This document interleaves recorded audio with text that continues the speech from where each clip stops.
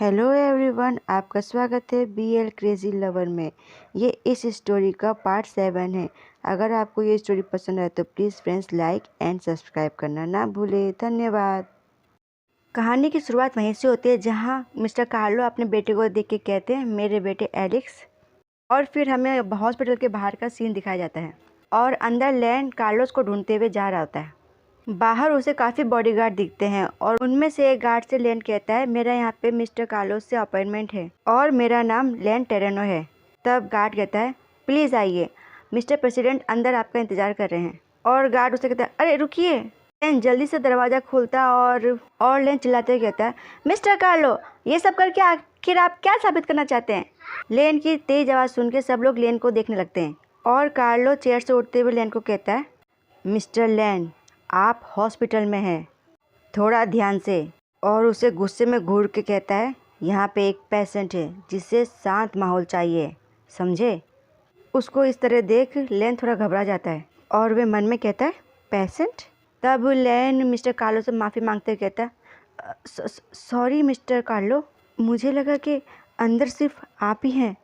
और बेचारा लेन वाकई में बहुत बुरी तरह से घबरा जाता है। फिर कार्लो अपने आप को नॉर्मल करते हुए मुस्कुरा के लेन से कहता है, और चलिए हम इधर बैठ के उस बारे में बात करते हैं। बेचारा लेन घबराते हुए जवाब देता है, ओ हाँ ठीक है।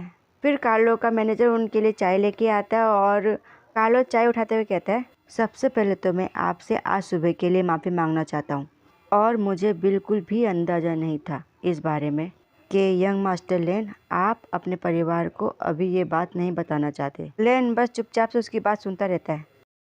फिर लेन कहता है, आप इतना बुरा महसूस कर रहे हैं उस बात के लिए, तो फिर उससे बुरा काम क्यों किया आपने? वो मैसेज भेज के? और मैं उसका मतलब समझ ही नहीं पा रहा, आखिर ये है क्या? फिर कार्लो मुस्कुराते हुए कहता है, आप समझ नहीं पा रहे या आप समझना नहीं चाहते मिस्टर लेन? फिर कार्लो अपनी बात को साफ तरीके से रखते हुए कहता है, मिस्टर लेन, मेरे बेटे से शादी कर लो और अपने परिवार और अपने दादा की कंपनी को डूबने से बचा लो। उसकी बात सुन के लेन कहता है, मिस्टर कार्लो, पर मेरे दादाजी ने तो पहले ही इस रिश्ते के लिए मना कर दिया है और मैं अपने दादाजी के खिलाफ़ जाके इस रिश्ते के लिए हाँ नहीं बोल सकता, मुझे माफ़ करना। फिर कार्लोस अपने बाल को सहलाते हुए कहता है, आपको पता है मिस्टर लेन, पहली बार किसी ने मेरी बातों को इस तरह से मना किया है। मुझे लगता है कि आप बहुत घमंडी हो रहे हैं और मेरा ऑफ़र बहुत ही अच्छा है और मुझे नहीं लगता कि मेरे खिलाफ़ कोई और आपको ये ऑफ़र दे पाएगा। घबराते हुए कहता है, मिस्टर कार्लो, अगर आपको कोई परेशानी ना हो तो हमें इस बारे में कोई दूसरा रास्ता निकालना चाहिए। फिर कार्लो लेन को डराते हुए कहता है, यंग मास्टर लेन, मैं चाहता तो अभी आपको बर्बाद कर सकता था, पर मैंने ऐसा नहीं किया। ये बात सुन के लेन चौंक जाता है और काफ़ी डर जाता है। फिर कार्लो लेन को एक पेपर देते हुए कहता है, मुझे लगता है ये आपका माइंड चेंज कर सकता है, प्लीज़ इसे पढ़िए।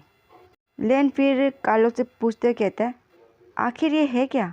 और कार्लो कुछ नहीं कहता, बस लेन को ध्यान से देखता रहता है। लेन उसे पढ़ता है और कहता है, नहीं, ऐसा हो ही नहीं सकता, ये सही नहीं है। रिपोर्ट में लिखा हुआ था कि इन लोगों की सिबलिंग्स होने की संभावना 0% है। इसका मतलब लेन टेरेनो फैमिली में से बिलोंग नहीं करता। और यहीं पे ये पार्ट होता है समाप्त।